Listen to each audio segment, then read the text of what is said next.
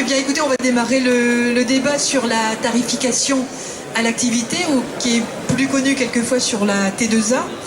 Elle a été mise en place en 2004 et elle n'en finit pas de bouleverser le fonctionnement de l'hôpital public dans un contexte d'austérité des dépenses de santé et plaçant l'hôpital public en grave danger.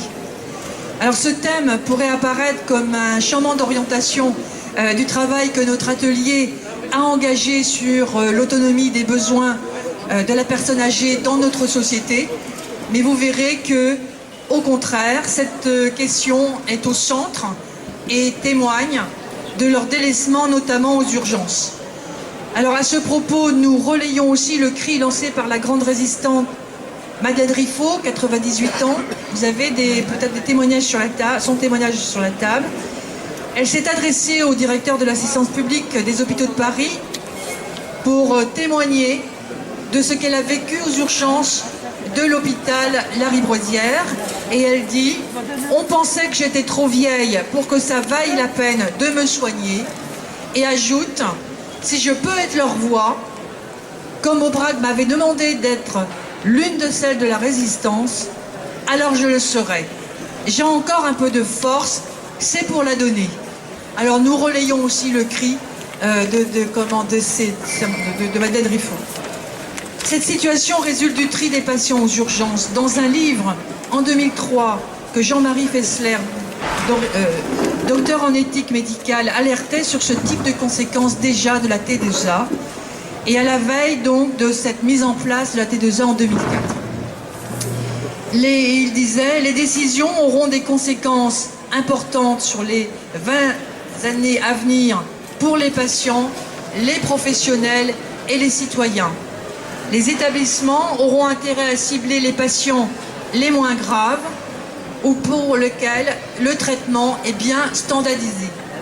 La T2A est inadaptée pour la prise en charge de maladies chroniques et des personnes âgées. Ça, c'est pas qu'aux urgences, c'est aussi dans l'ensemble des services. La fuite des professionnels de santé en est l'un des effets et révèle qu'elles souffrent non seulement d'épuisement, mais aussi du manque de sens dans leur travail. C'est une situation inédite dans notre pays, dans un contexte d'austérité plaçant l'hôpital public en grave danger, je le répète. Nos invités, oui, parce que ça s'inscrit dans la recherche donc de la rentabilité. Et de fait, la T2A, qui détruit les bases même des professions de santé publique, met en concurrence les unités de soins entre elles pour déterminer les budgets. Nos trois invités vont témoigner et nous livrer leurs appréciations sur cette question.